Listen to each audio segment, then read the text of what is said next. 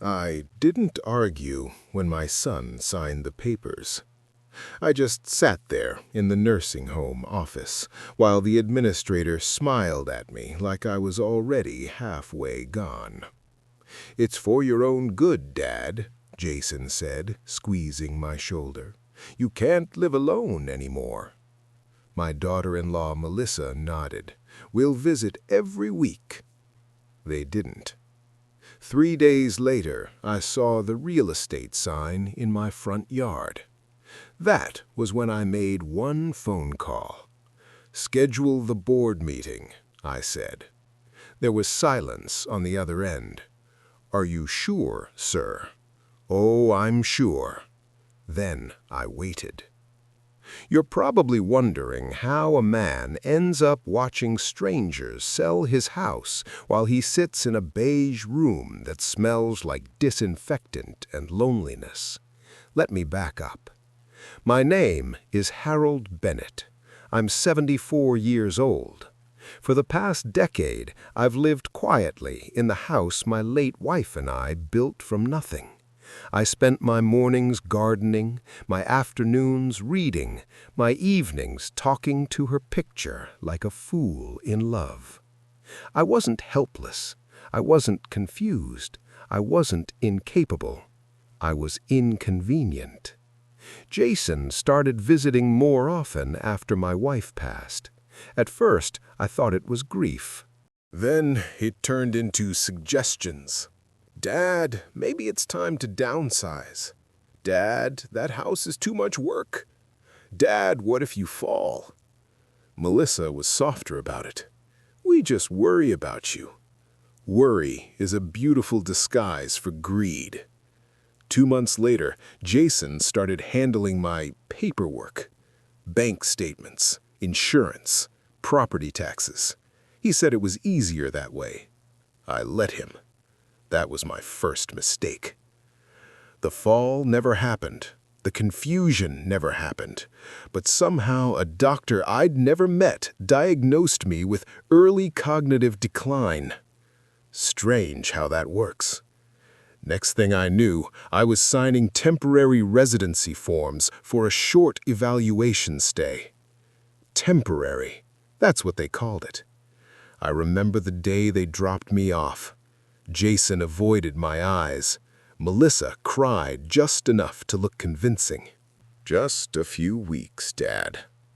3 days later, my neighbor Frank sent me a photo. A realtor's sign in my yard. "For sale." I stared at that picture for a long time. They didn't want to protect me. They wanted liquidity. What Jason forgot is this. I may be retired, but I'm not stupid. 25 years ago, I founded Bennett Industrial Supply. I built it from a 2-man warehouse into a regional distribution company worth just under $40 million. 5 years ago, when I retired, I stepped down as CEO. Jason thought that meant I handed him the kingdom. I didn't.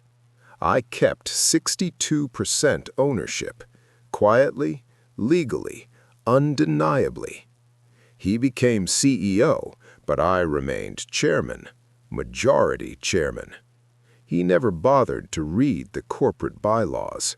Just a few weeks, Dad. 3 days later, my neighbor Frank sent me a photo.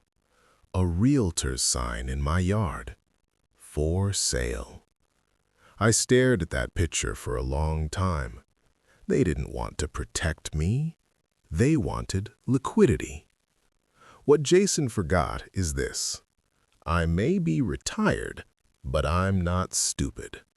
25 years ago, I founded Bennett Industrial Supply. The house went under contract in 9 days. 9. Melissa was already browsing beach properties online. Jason stopped answering my calls. The nursing home staff treated me like a fading photograph. That's when I made the call to our corporate attorney. Schedule the board meeting. When you own 62%, you don't need permission. You just need notice. The meeting was set for Friday at 9 a.m. Jason walked in confident. He didn't know I would be there. I wasn't supposed to leave the facility without supervision. Funny what a competent mental evaluation can do when you request an independent one. Turns out I'm perfectly fine. No cognitive decline, no impairment, just inconvenient. When I entered the boardroom, the color drained from Jason's face. "Dad, what are you doing here?" I took my seat at the head of the table.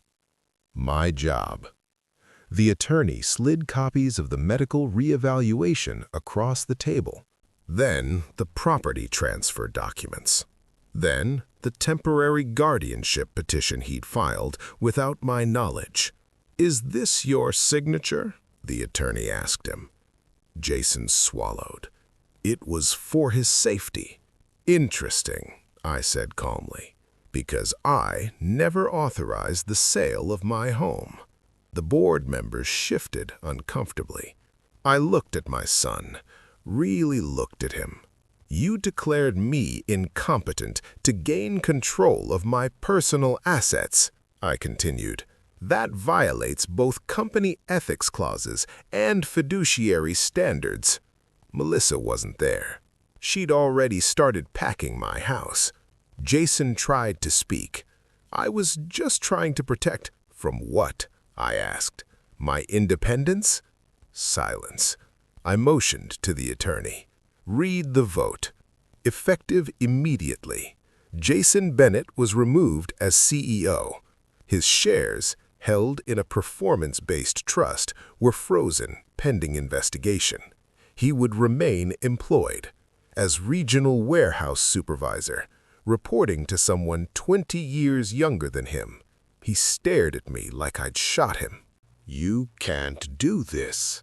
"I just did. You're my father. And you tried to erase me." The house sale was halted that afternoon. Turns out you cannot legally sell a property when the incompetent owner passes a cognitive test with distinction. Jason moved out of my home within a week. Melissa didn't speak to me once. They rented a townhouse across town. Smaller, cheaper, appropriate. Jason still works at the company. He clocks in at 7:30 a.m. He doesn't make executive decisions anymore. He manages inventory, and he avoids the executive floor. I returned home 3 weeks later. The garden needed trimming. The roses had overgrown.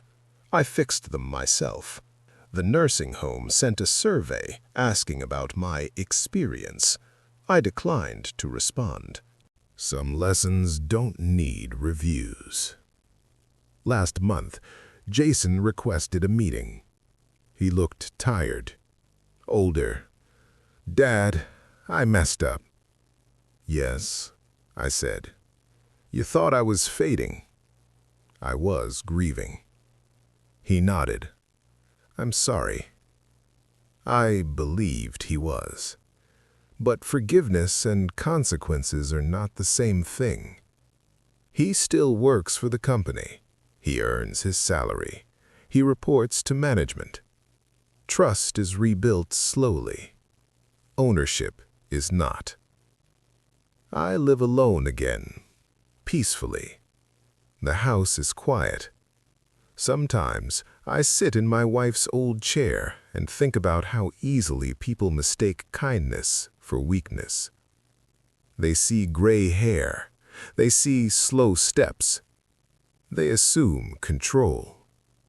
But some of us built empires before our children learned to tie their shoes, and we remember exactly how. Last week, Jason saw me in the lobby. He straightened his tie. "Good morning, Mr. Bennett." Not Dad, Mr. Bennett. I nodded once and kept walking, because sometimes the strongest lesson you can teach your children is this: you may carry my name, but you do not carry my power.